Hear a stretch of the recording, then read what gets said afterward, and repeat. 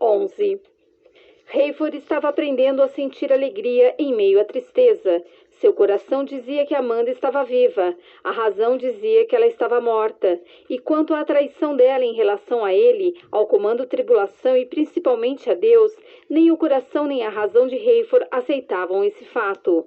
Apesar dessas emoções conflitantes e confusão de espírito, Hayford sentia-se agradecido pela conversão de Mac, bem como pela sua, de Chloe e de Buck, e pelo momento certo que Deus escolheu quando colocou seu sinal nele. Hayford estava ansioso para saber a opinião de Ben-Judá sobre isso. Já era tarde da noite de quarta-feira na Nova Babilônia. Hayford e Mac haviam trabalhado lado a lado o dia inteiro. Hayford lhe contara toda a história do comando tribulação e sobre como foi a conversão de cada um deles. Mac parecia intrigado pelo fato de Deus ter lhes proporcionado um pastor, professor, mentor desde o início, na pessoa de Bruce Barnes. E por que, após a morte de Bruce, Deus lhe enviou um novo líder espiritual com mais conhecimentos bíblicos ainda? Deus tem se revelado a cada um de nós, disse Hayford. Nem sempre Ele responde às nossas orações da maneira como pensamos, mas aprendemos a conhecê-lo melhor. Temos de estar cuidadosos para não pensar que tudo o que sentimos no fundo do coração é necessariamente verdadeiro. Não estou entendendo, disse Mac. Por exemplo, não posso abandonar a sensação de que Amanda está viva, e não posso jurar que esse sentimento provém de Deus. Hayford hesitou, subitamente emocionado. Se eu estiver errado, quero ter a certeza de que não vou culpar Deus por isso. Mac assentiu. Não posso imaginar alguém culpar Deus por alguma coisa, mas entendo o que você quer dizer. Hayford estava emocionado ao ver o quanto Mac desejava aprender. Mostrou-lhe onde procurar na internet os ensinamentos de Tizion, seus sermões, seus comentários sobre as mensagens de Bruce Barnes e, principalmente, o quadro em que, de acordo com os estudos dele, a igreja estava posicionada na sequência dos 7 anos de tribulação. Mac mostrava-se fascinado pelas evidências que apontavam Nicolai Carpati como o anticristo. Se a ira do cordeiro e a lua se transformando em sangue não serviram para me convencer, homem, com certeza me convenci de que Carpati é o anticristo. Assim que suas rotas foram definidas, Hayford enviou um e-mail para Buck sobre seu itinerário. Depois de pegarem Peter Matthews em Roma, ele e Mac levariam o Papa e Leon para Dallas, a fim de pegarem um ex-senador pelo estado do Texas, recentemente empossado embaixador da Comunidade Global dos Estados Unidos da América do Norte. Imagine só, Mac, se esse sujeito, quando resolveu seguir a carreira política, chegou a sonhar que um dia seria um dos 10 reis profetizados na Bíblia. Um pouco mais da metade do aeroporto Dallas, Fort Worth, tinha condições de funcionar e o restante estava sendo rapidamente recuperado. Para Hayford, a reconstrução ao redor do mundo já se iniciara a um ritmo coordenado. Dava a impressão de que Carpati havia estudado as profecias e, apesar de insistir que os acontecimentos não foram tão trágicos como diziam, ele parecia ter se preparado para começar a reconstruir tudo imediatamente. Hayford sabia que Carpati era mortal. Mesmo assim, gostaria de saber se aquele homem dormia. Ele via Nicolai circulando o tempo todo, sempre de terno e gravata, sapatos lustrosos, rosto barbeado, cabelo bem aparado. Era um homem surpreendente. Em geral, vivia cercado de pessoas com ar sorridente e confiante. Apesar de tantas horas de trabalho, ele apenas se descontrolava quando lhe convinha. No momento apropriado, fingia sofrimento e empatia. Por ser um homem bonito e charmoso, era fácil saber por que ele iludia tanta gente. No começo daquela noite, Carpati fizera um pronunciamento ao vivo ao mundo inteiro pela TV e pelo rádio, dizendo o seguinte: irmãos e irmãs da comunidade global, estou falando da Nova Babilônia. Assim como vocês, meus caros amigos, perdi muitos entes queridos e colaboradores leais nessa tragédia. Quero que aceitem meus mais profundos e sinceros pesares em nome da administração da comunidade global. Ninguém poderia ter previsto esse ato fortuito da natureza, o pior da história que abalou o mundo inteiro.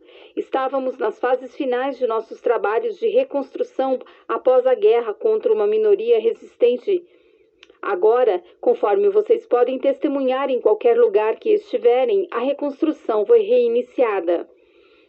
Em pouco tempo, a Nova Babilônia se transformará na cidade mais deslumbrante que o mundo já conheceu. Esta nova capital mundial será o centro bancário e comercial, o quartel-general de todas as agências governamentais da comunidade global e, consequentemente, a nova cidade santa, para onde a fé mundial Enigma Babilônia será transferida. Terei imensa alegria em acolher todos vocês neste lugar maravilhoso. Aguardem alguns meses até terminarmos a reconstrução e depois planejem suas viagens. Cada cidadão deve ter como objetivo viver essa nova utopia e ver o protótipo para todas as demais cidades. Hayford e Mack assistiram ao pronunciamento em um aparelho de TV instalado no alto de um dos cantos do refeitório, na companhia de cerca de 200 funcionários da CG. Nikolai, em um pequeno estúdio no fim do corredor, manipulava um disco de realidade virtual que exibia ao telespectador toda a cidade reconstruída, reluzente como se já estivesse pronta, o que deixava qualquer um boquiaberto e impressionado. Carpaccio mostrava todas as tecnologias avançadas, cuja finalidade era proporcionar maior conforto ao homem, que se mesclavam com a maravilha da nova metrópole. Mack cochichou ao ouvido de Hayford. Essas torres de ouro me fazem lembrar os antigos quadros do céu que eu via na escola dominical. Hayford assentiu. Bruce e Tizion disseram que o anticristo simula o que Deus faz. Carpaccio terminou o pronunciamento de maneira animada. Vocês sobreviveram e tenho a confiança inabalável em sua diligência, determinação e compromisso de trabalhar em conjunto, jamais esmorecer e, de mãos dadas, reconstruir nosso mundo. Estou humildemente a serviço de vocês e me comprometo a fazer tudo o que estiver a meu alcance, desde que me concedam esse privilégio. Gostaria também de dizer-lhes que, em razão de uma reportagem especulativa divulgada em uma de nossas publicações da comunidade global, tomei conhecimento de que muitas pessoas estão confusas quanto aos recentes acontecimentos. Embora o terremoto mundial pareça ter coincidido com a chamada Ira do Cordeiro, preciso fazer alguns esclarecimentos. Aqueles que acreditam que essa catástrofe foi um ato de Deus são os mesmos que acreditam que, por ocasião dos desaparecimentos ocorridos há quase 2 anos, as pessoas foram arrebatadas para o céu. Evidentemente, cada cidadão da comunidade global é livre para acreditar no que quiser e exercitar sua fé, desde que não prejudique a liberdade dos outros. O ponto fundamental da fé mundial Enigma Babilônia é tolerância e liberdade religiosa. Por esse motivo, não desejo criticar a crença de outras pessoas. No entanto, apelo para o bom senso. Não tenho nada contra o direito de se acreditar em um Deus pessoal. Contudo, não entendo como um Deus que é descrito como justo e amoroso pode ser tão caprichoso a ponto de decidir quem é e quem não é digno do céu e tomar essa decisão em um piscar de olhos, conforme eles dizem. Será que o mesmo Deus amoroso voltou 2 anos depois para nos impingir mais desgraças? Será que ele manifesta sua ira àqueles infelizes que foram deixados para trás, devastando o mundo em que vivem e matando uma enorme porcentagem deles? Carpaccio sorriu, de modo condescendente. Peço humildemente aos que acreditam nesse ser supremo que me perdoem se eu retratei erroneamente o seu Deus. Mas qualquer cidadão que raciocine com clareza percebe que essa crença não leva a nada. Portanto, meus irmãos e irmãs, não culpem Deus pelo que estamos sofrendo. Vejam isso como parte das provações da vida, um teste para nosso espírito e determinação, uma oportunidade para fazermos um exame introspectivo e extrair de dentro de nós aquela fonte inesgotável de bondade que nos abastece desde o nascimento. Vamos trabalhar juntos para fazer de nosso mundo uma fênix, renascendo das cinzas da tragédia para transformar-se na maior comunidade que já existiu na face da Terra. Despeço-me carinhosamente, aguardando uma próxima oportunidade para voltar a me dirigir a vocês. Quando os funcionários da comunidade global levantaram-se para aplaudir, Hayford e Mack também fizeram o mesmo para não dar na vista. Hayford notou que Mack olhava firmemente para a esquerda. O que houve? Ele perguntou. Espere um minuto, disse Mac. Hayford estava prestes a sair depois que todos voltaram a sentar-se, ainda com os olhos pregados na TV. Percebi que outra pessoa também demorou um pouco mais para levantar-se, cochichou Mac. Um jovem. Trabalha no setor de comunicações, acho. Todos já estavam acomodados no lugar porque na tela lia-se a seguinte mensagem. Por favor, aguardem o pronunciamento do Supremo Comandante Leonardo Fortunato.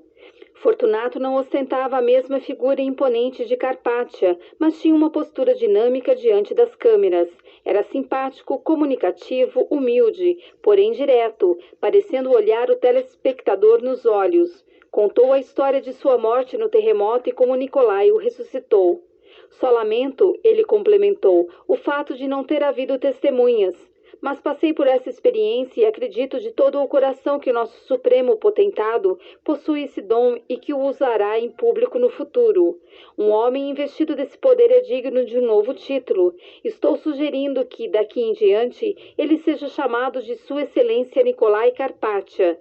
Já estabeleci essa política dentro da administração da comunidade global e peço encarecidamente a todos os cidadãos que respeitem e amam nosso líder que sigam esse exemplo.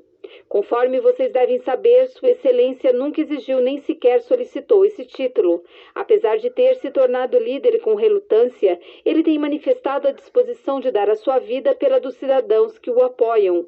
Embora ele nunca tenha insistido em receber uma consideração especial, conto com a colaboração de vocês. Não consultei Sua Excelência a respeito do que vou dizer-lhes, e espero que ele compreenda o significado de minhas palavras e não se sinta constrangido. Talvez muitos de vocês não saibam que ele está atravessando um período de grande sofrimento pessoal. Mal posso acreditar aonde isso vai chegar, murmurou Hayford. Nosso líder e sua noiva, o amor da vida dele, têm a satisfação de comunicar antecipadamente o nascimento de um bebê dentro de alguns meses. Porém, a futura senhora Carpaccia está desaparecida. Ela planejava retornar dos Estados Unidos da América do Norte após uma visita à sua família, quando o terremoto tornou impossível qualquer viagem internacional. Se alguém souber do paradeiro da senhorita Hattie Durham, informe, por favor, ao representante da comunidade global de sua cidade o mais rápido possível. Obrigado. Mac caminhou na direção do jovem que ele observara.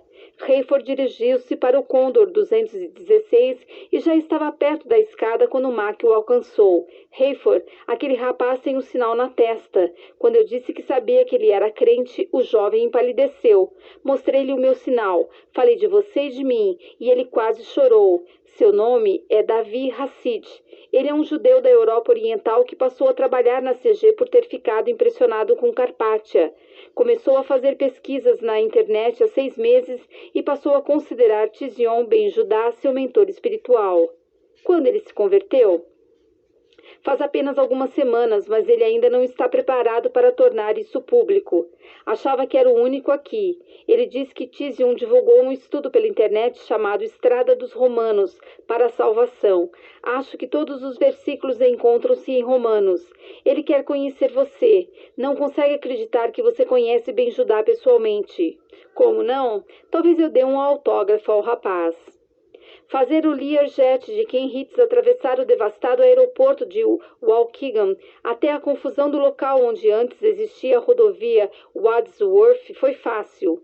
Buck permanecia sentado ao lado de Ken enquanto ele taxiava lentamente até encontrar pela frente um monte de entulho e pedaços de concreto que precisavam ser removidos ou destruídos, além de fissuras que teriam de ser preenchidas. As ferramentas de que Buck dispunha não eram apropriadas para esse serviço, mas seus músculos doloridos e os calos nas mãos provavam que ele estava fazendo algum progresso.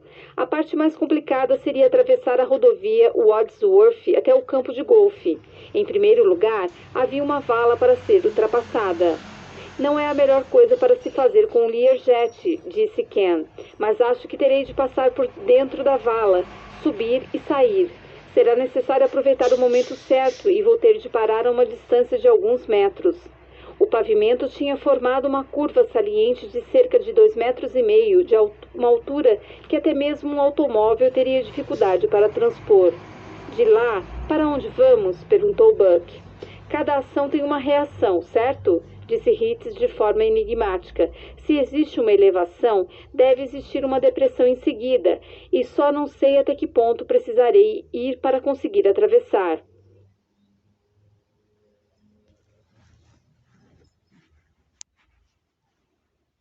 Buck andou cerca de 200 metros até avistar uma trinca enorme no pavimento. Se Hitz pudesse conduzir o avião até aquela distância, mantendo a asa esquerda sem tocar o pavimento elevado e a roda direita afastado da vala, teria condições de manobrar para a esquerda e cruzar a estrada.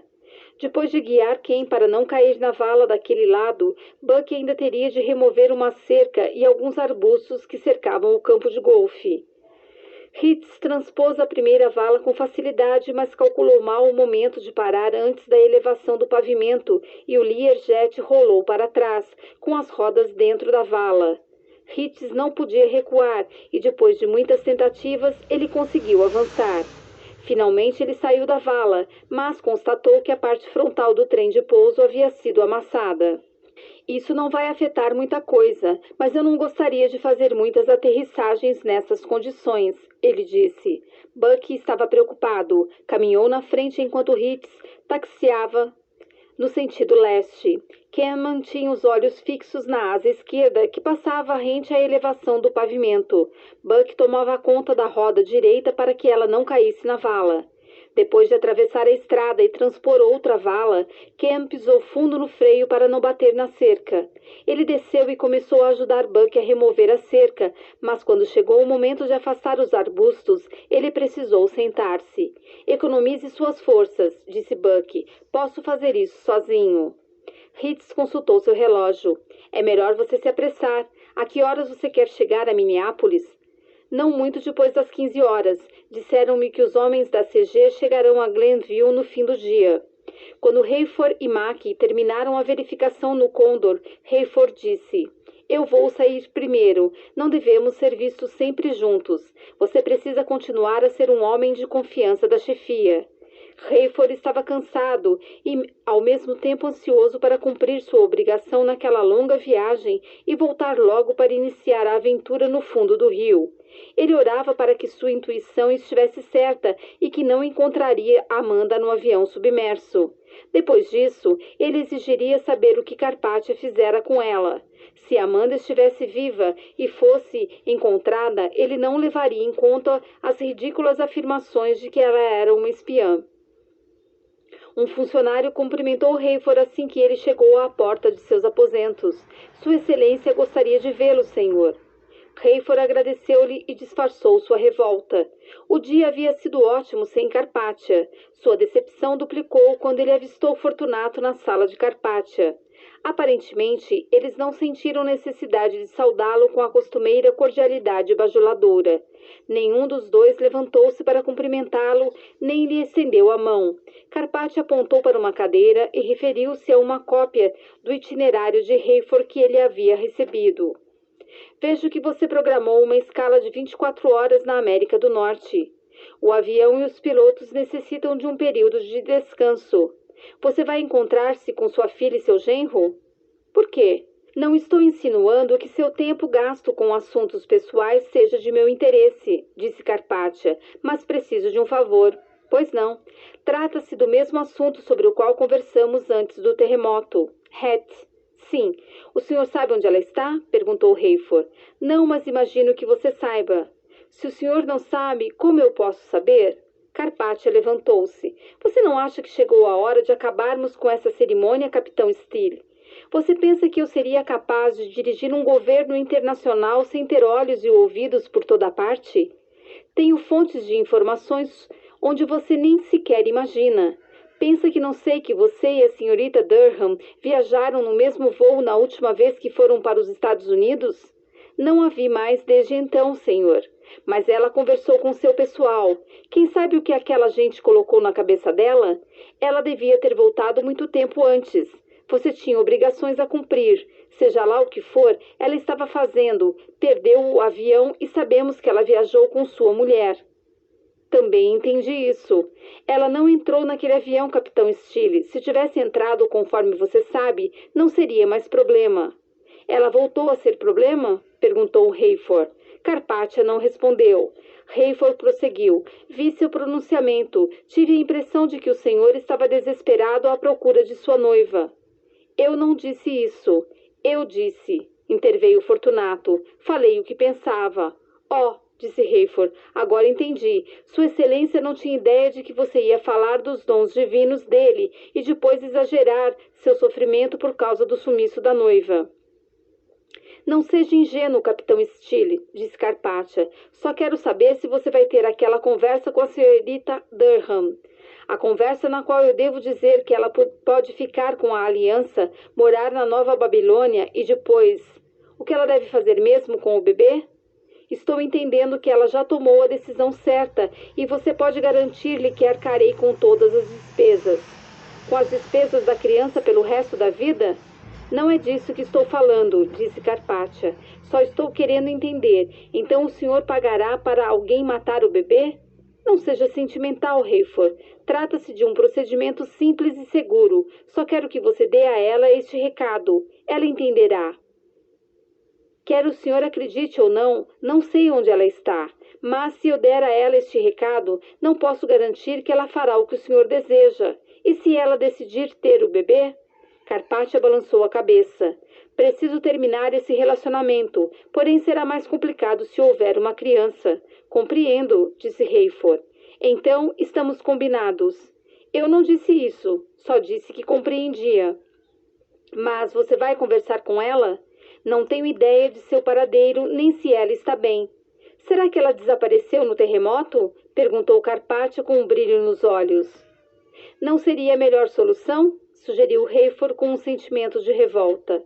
A bem da verdade, sim, disse Carpathia. Porém, meus contatos acreditam que ela esteja escondida. E o senhor pensa que sei onde ela se escondeu. Ela não é a única pessoa no exílio com quem você mantém contato, Capitão Steele. É por isso que você ainda não foi preso. Hayford estava se divertindo. Carpathia o havia superestimado. Se Hayford tivesse imaginado que levaria alguma vantagem por dar abrigo a Hattie e Tizzion, teria feito isso de propósito. Mas Hattie estava agindo por conta própria e Tizzion era assunto de Buck.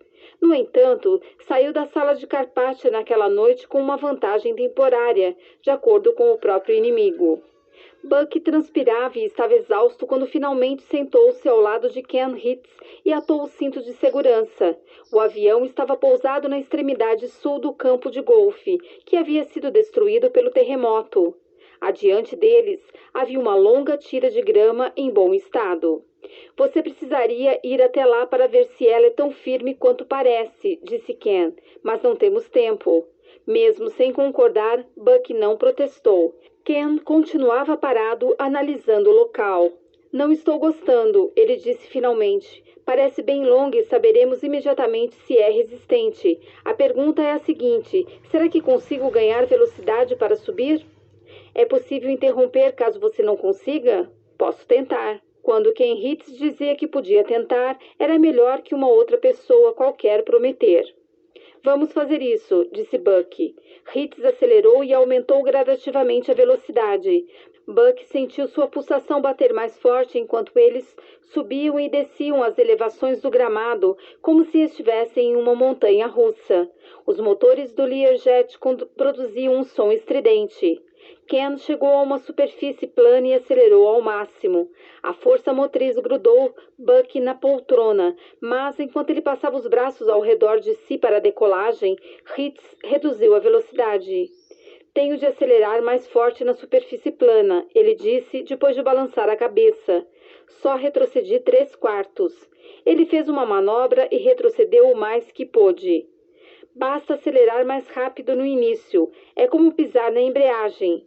Se você rodopiar, não pode acelerar muito. Se você fizer tudo certo, tem chances de se sair bem. O processo recomeçou lento, mas desta vez, Ken acelerou o mais rápido que pôde. Eles quase levantaram do chão enquanto passavam rente a depressões e transpunham pequenas elevações. Chegaram à superfície plana no dobro da velocidade anterior. Ken gritou: agora estamos falando a mesma língua, neném. O Learjet levantou o voo como um foguete e Ken manobrou de tal forma que parecia que eles estavam subindo na vertical. Grudado no encosto de sua poltrona, Buck não podia se mexer. Ele mal podia respirar, mas, quando conseguiu, soltou um gemido e Hitz riu. Se eu não morrer desta vez, disse Buck, vou levá-lo para a igreja. O telefone de Buck estava tocando. Ele teve de forçar a mão para retirá-lo do bolso por causa da força da gravidade. Buck falando, ele gritou. Era Tizion. Você ainda está no avião? Ele perguntou. Acabamos de decolar, mas vamos chegar a tempo.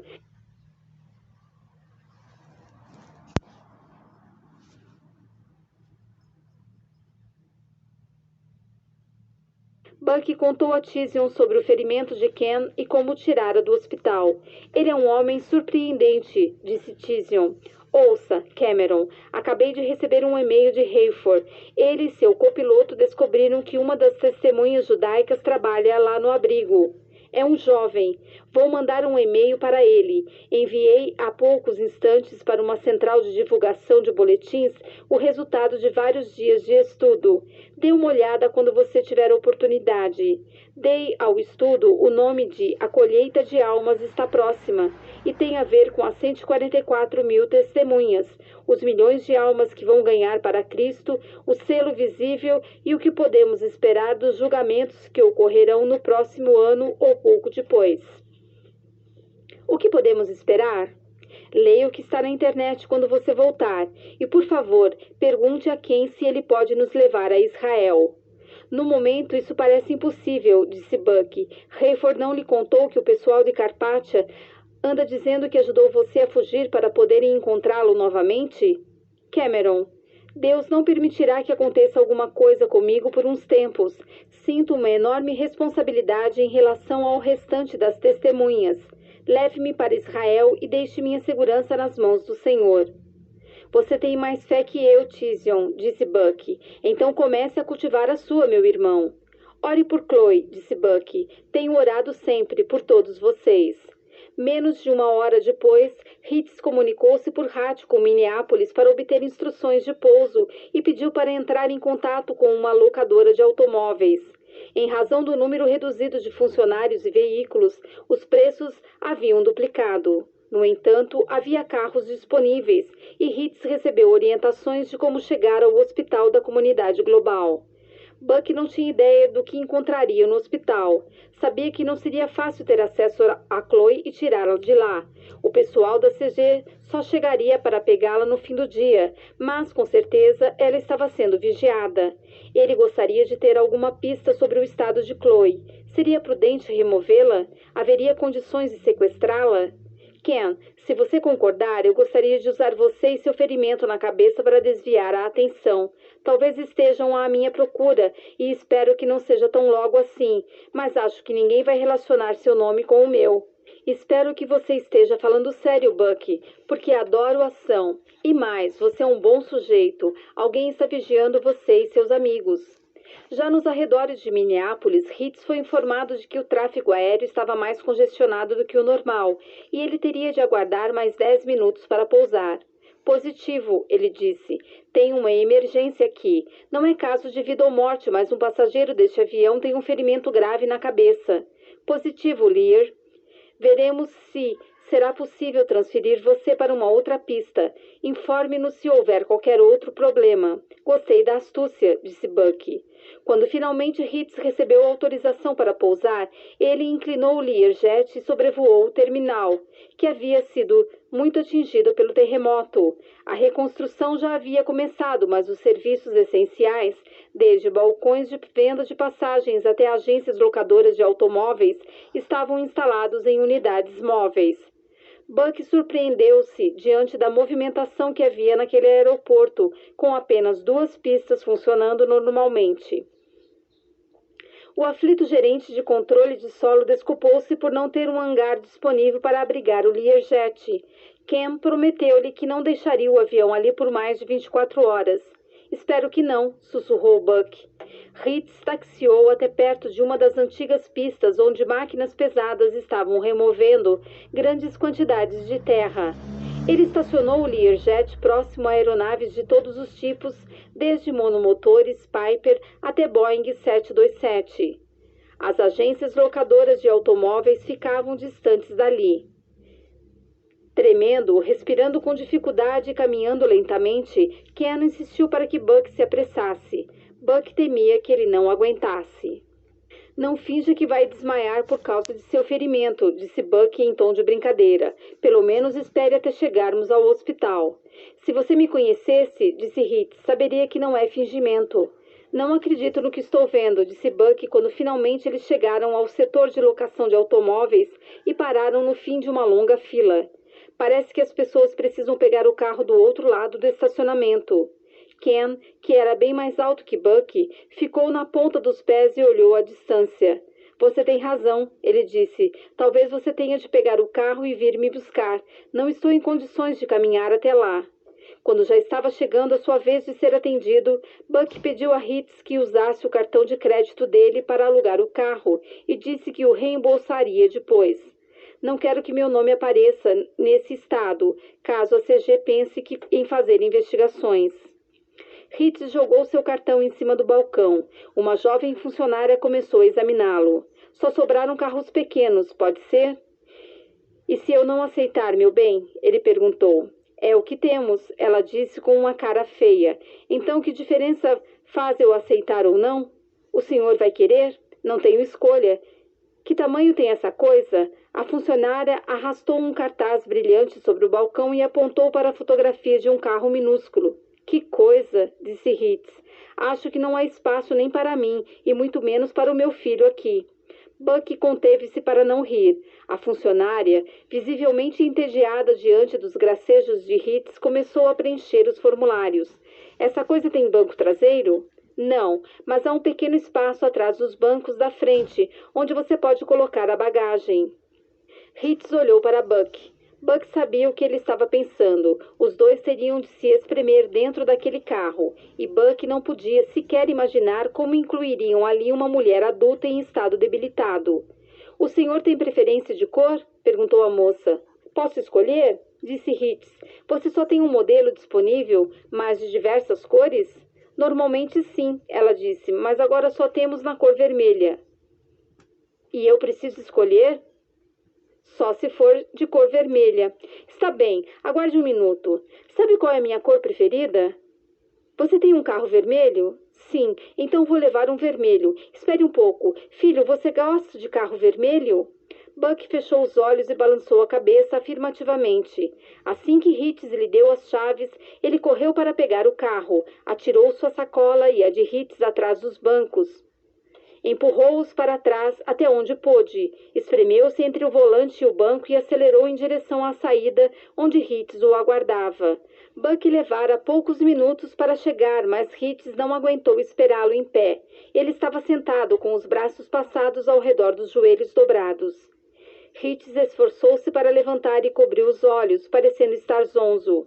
Buck abriu a porta do lado dele, mas Ken disse, pode deixar, eu estou bem. Ele se espremeu para entrar no carro, ficando com os joelhos encostados no painel e a cabeça raspando o teto. Rapaz, tenho de me abaixar para ver alguma coisa, ele disse rindo. Não há muita coisa para ser vista, disse Buck. Tente relaxar. Ritz esbravejou. Acho que nunca levou uma pancada de avião na cabeça. Claro que não, disse Buck, desviando pelo acostamento e ultrapassando vários carros. A palavra certa não é relaxar, é sobreviver. Por que você me fez sair daquele hospital? Eu precisava ficar mais 1 ou 2 dias lá. Não jogue a culpa em cima de mim. Tentei fazer você mudar de ideia. Eu sei. Só me ajude a encontrar meu analgésico, por favor. Onde está minha sacola? As vias expressas das cidades gêmeas, St. Paul e Minneapolis, estavam relativamente em boas condições comparadas às da região de Chicago. Serpenteando por entre becos e desvios, Buck rodava a uma velocidade regular. Com os olhos na estrada e uma das mãos ao volante, ele passou a outra por trás de Ken e pegou sua sacola grande de couro. Puxou-a com força para passá-la por trás do banco de Ken. Quando ele fez esse movimento, a sacola bateu com força na cabeça de Ken, fazendo-o dar um grito de dor. Oh, Ken, desculpe-me, você está bem? Ken colocou a sacola no colo. Lágrimas corriam por seu rosto e ele fez uma careta tão feia que seus dentes ficaram à amostra. Se eu soubesse que você fez isso de propósito, ele disse, gemendo, você seria um homem morto. Pasta 12.